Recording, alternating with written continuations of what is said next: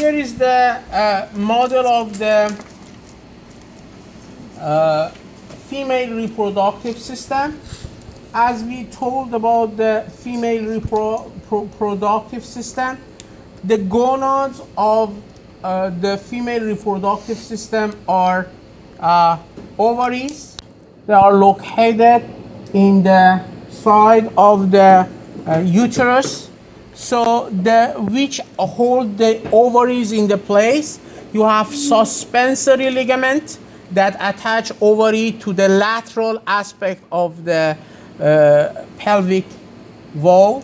You have ovarian ligament that attach ovary medially to the uterus. Yes? Then you have I will explain the ovary model on the model. Then you have the fallopian tube. Fallopian tube has a different part. The first part is the finger-like projection. They are actually not attached to the surface of the ovary. They have a gap between them. During the ovulation, they swept around the ovary to try to get the secondary ovocyte inside the fallopian tube.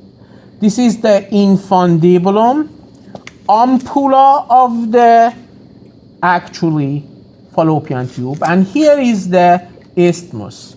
As you can see, this is the most important part because the sperm empty in the cervix supposed to reach the entire this destination to reach the secondary ovocyte in ampulla. Ampulla is the site of the rendezvous. It's the site when the secondary ovocyte meet the sperm. So that's the reason the movement of the sperm from the cervix toward the secondary ovocyte in ampulla is very, very important journey.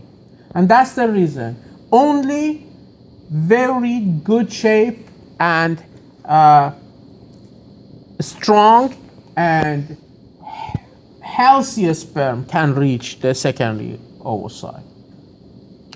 So these are the structure we already talked about that. This is the structure of the uterus. As you can see, the uterus is the structure that can hold your embryo, and it's the site for development of the embryo and future fetus. What you have a fundus, you have the body, and this is the neck that surrounded by the fornix.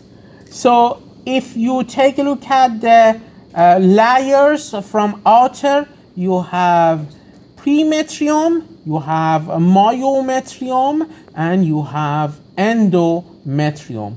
The endometrium has two sub layers. The basilar endometrium, which means is going to, we will going and explain that with more detail.